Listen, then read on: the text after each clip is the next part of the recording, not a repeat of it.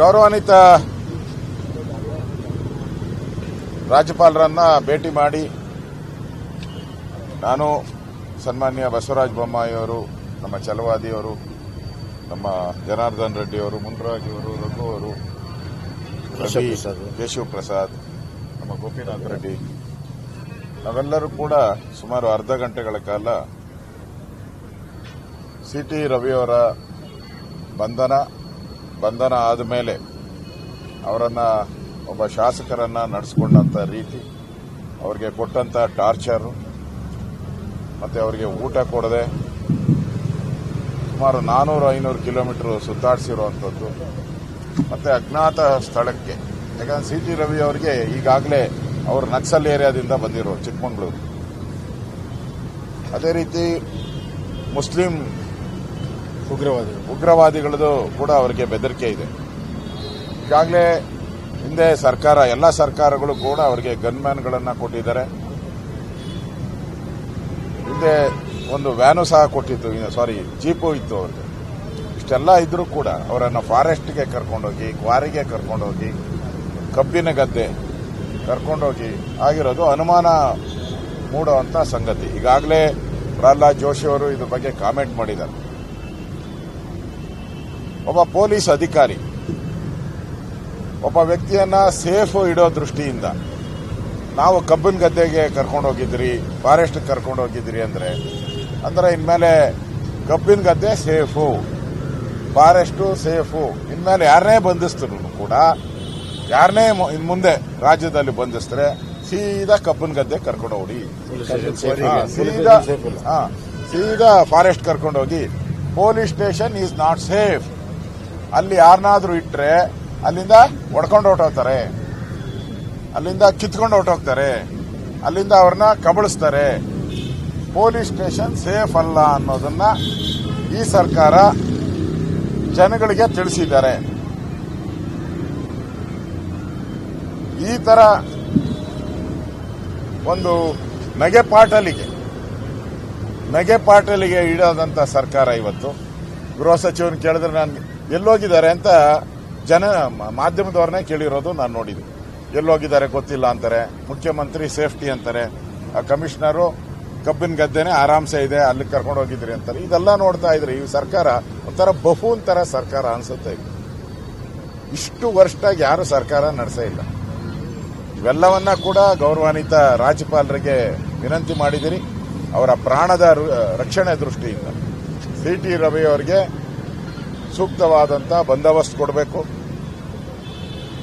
ಮತ್ತೆ ಈ ತನಿಖೆಯನ್ನ ನಿಷ್ಪಕ್ಷಪಾತವಾಗಿ ನಡಿಬೇಕು.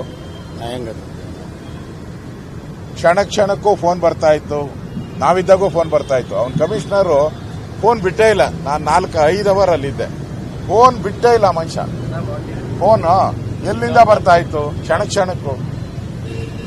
ಯಾವ ಮಂತ್ರಿ ಫೋನ್ ಮಾಡ್ತಾ ಇದ್ರು, ಮುಖ್ಯಮಂತ್ರಿ ಮಾಡ್ತಾ ಇದ್ರ, ಉಪಮುಖ್ಯಮಂತ್ರಿ ಮಾಡ್ತಾ ಇದ್ರ, ಇದು ಸಾಬೀತಾಗಬೇಕು. ಈ ಸಾಬೀತಾದ್ರೆ ಈ ಕೇಸು ನಿಜಾಂಶ ಹೊರಬಡುತ್ತದೆ, ಪೊಲಿಟಿಕಲ್ ಅಲ್ಲ ಅನ್ನೋದು ಕ್ಲೀನ್ ಆಗಿ ಗೊತ್ತಾಗ್ತದೆ. ಆ ದೃಷ್ಟಿಯಿಂದ ಇದೊಂದು ನ್ಯಾಯಾಂಗ ತನಿಖೆ ಆಗಬೇಕು. ಆ ದೃಷ್ಟಿಯಿಂದ ಈಗಾಗಲೇ ನಾವು ಗವರ್ನರ್ ಅವರಿಗೆ ವಿನಂತಿ ಮಾಡಿದಿರಿ. ನೀವು ಸಂವಿಧಾನದ ರಕ್ಷಕರು, ಸಂವಿಧಾನವನ್ನ ರಕ್ಷಣೆ ಮಾಡುವಂತ ಜವಾಬ್ದಾರಿ ತಮ್ಮ ಮೇಲಿದೆ. ಒಬ್ಬ ಸಾರ್ವಜನಿಕರಿಗೆ ಸಿಟಿ ರವಿ ಒಬ್ಬ MLC ಆಗಿದ್ರೆ ಅವ್ರ ಮೇಲೆ ಈ ತರ ಆದ್ರೆ ಇನ್ನು ಸಾರ್ವಜನಿಕರ ಪಾಡೇನು? ಅದರಿಂದ ತಾವು ಸಂವಿಧಾನವನ್ನ ರಕ್ಷಣೆ ಮಾಡಿ ಇದೊಂದು ಮಾಡೆಲ್ ಆಗಬೇಕು. ಜನಗಳಿಗೆ ಒಂದು ಭರವಸೆ ಬರಬೇಕು. ಯಾವುದೇ ಸಾಮಾನ್ಯ ಜನತೆಗೆ ಈ ತರ ಆದ್ರೆ ಗವರ್ನರ್ ಅವರು ಬಿಡಲ್ಲ, ಸಂವಿಧಾನವನ್ನ ರಕ್ಷಣೆ ಮಾಡುವಂತ ದಿಕ್ಕಿನಲ್ಲಿ ಕ್ರಮ ಕೈಗೊಳ್ತಾರೆ ಅನ್ನೋ ಮೆಸೇಜು ರಾಜ್ಯದ ಜನತೆಗೆ ಹೋಗಬೇಕಾಗಿದೆ. ಆ ದೃಷ್ಟಿಯಿಂದ ನಾವು ಗೌರವಾನ್ವಿತ ರಾಜ್ಯಪಾಲರನ್ನ ಭೇಟಿ ಮಾಡಿ ವಿನಂತಿ ಮಾಡಿದಿರಿ. ಈ ಎಲ್ಲ ಘಟನೆ ಕರ್ನಾಟಕ ಸರ್ಕಾರಕ್ಕೆ ಒಂದು ಕಪ್ಪು ಚುಕ್ಕೆ ಆಗಿದೆ. ಅದರಿಂದ ಗವರ್ನರ್ ಅವರು ಕೂಡಲೇ ಎಂಟ್ರಿ ಆಗಿ ಇಲ್ಲಿ ಒಂದು ನ್ಯಾಯಯುತವಾದಂಥ ತನಿಖೆ ಆಗುವಂಥದ್ದಕ್ಕೆ ಆದೇಶ ಮಾಡಬೇಕು ಅಂತ ವಿನಂತಿಯನ್ನ ಮಾಡಿದ್ದೀನಿ. ಓಕೆ,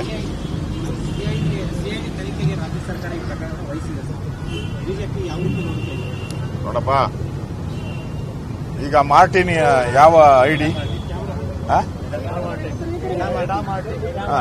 ಎಡ ಮಾರ್ಟಿನೋ ಬಲ ಮಾರ್ಟಿನೋ ನನ್ಗೆ ಗೊತ್ತಿಲ್ಲ. ಅವನಿಗೆ ಎಡನೋ ಬಲನೋ ಗೊತ್ತಿಲ್ಲ. ಯಾವ ಮಾರ್ಟಿನೋ ಅದ್ಯಾವ ತನಿಖೆ? ಅದು ಇದೆ ತಾನೆ. ಇದೇ ಪೊಲೀಸೇ. ಮತ್ತೆ ಅದನ್ನ ಸಿಒಡಿ ಕೊಟ್ರೇನು, ಯಾವ ಓಡಿ ಕೊಟ್ರೇನು ಅಷ್ಟೇ. ನಾವು ಕೇಳ್ತಾ ಇರೋದು ಈ ಪೊಲೀಸರು ನಡ್ಕೊಂಡಂತ ನಡವಳಿಕೆಯಿಂದ ಒಂದು ರೀತಿ ಪೊಲೀಸ್ ಸ್ಟೇಷನ್ಗಳೆಲ್ಲಾನು ಕೂಡ ಕಾಂಗ್ರೆಸ್ ಆಫೀಸ್ ಆಗಿರುವಂತದ್ದು ಕಾಣ್ತಾ ಇದ್ದೀವಿ. ಅದಕ್ಕೆ ನ್ಯಾಯಾಂಗ ತನಿಖೆಯನ್ನ ನಾವು ಕೇಳ್ತಾ ಇರೋದು. ಪೊಲೀಸರು ಜವಾಬ್ದಾರಿಯಿಂದ ನಡ್ಕೊಂಡಿದ್ರೆ ಇದು ಸಿಒಡಿ ಆಗಿರ್ಲಿ ಇನ್ನೊಂದಾಗಿರ್ಲಿ ನಾವು ಒಪ್ತಾ ಇದ್ರಿ. ಆದರೆ ಪೊಲೀಸರು ಜವಾಬ್ದಾರಿಯಿಂದ ನಡ್ಕೊಂಡಿಲ್ಲ. ಅದಕ್ಕೋಸ್ಕರ ನ್ಯಾಯಾಂಗ ತನಿಖೆಯನ್ನ ಕೇಳ್ತಾ ಇದ್ವಿ. ಧರ್ಮಸ್ಥಳಕ್ಕೆ ಬಂದು ದತ್ತಪೀಠಕ್ಕೆ ಬಂದು ಸಿಟಿ ರವಿ ಅವರು ಆಣೆ ಮಾಡಲಿ ಅಂತ ಲಕ್ಷ್ಮೀ ಹೆಬ್ಬಾಳ್ಕರ್ ಸವಾಲ್ ಹಾಕಿದ್ದಾರೆ.